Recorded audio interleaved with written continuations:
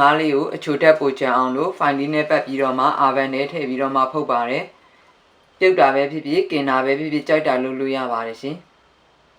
ပြီးရင်တော့အယိုးနှွင်မယ်ခရမ်းချင်တီလီထားမယ်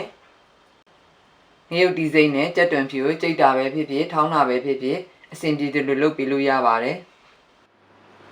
အားလုံးတင်ဆင်ပြီးရင်စီစာနနွင်ခရမ်းချင်တီထောင်းထားတဲ့ငရုတ်ဒီဇိမ့်ကြက်တွန်ဖြူတို့ကိုဒေဦးလေးတဲ့ထက်ဖုံလေးဖုံပြီးတော့မှအလဲလက်မီနဲ့တည်ပြီးထားပါမယ်ရှင်ခရမ်းချင်တီလေးတွေပြော့လာပြီဆိုရင်ကြေတွန်းအောင်လူတလူဖိချေပေးမယ်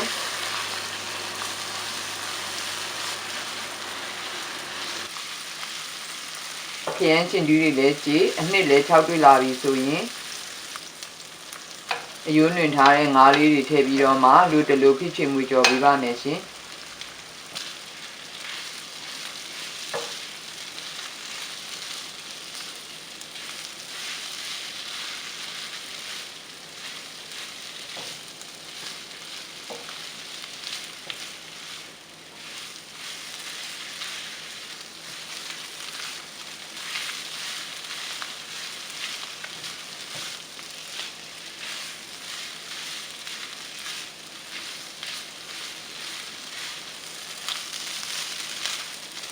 5 မိနစ်ကြော်ပြီးရင်ဒါမှမဟုတ်ငါးလေးတွေအတော်လေး6တွေ့လာပြီဆိုရင်တော့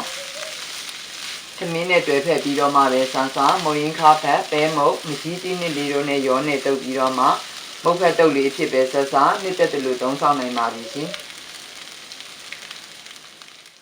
ဒီလိုလေးထုတ်ခဲပြီးသိမ်းထားလို့လည်းရပါတယ်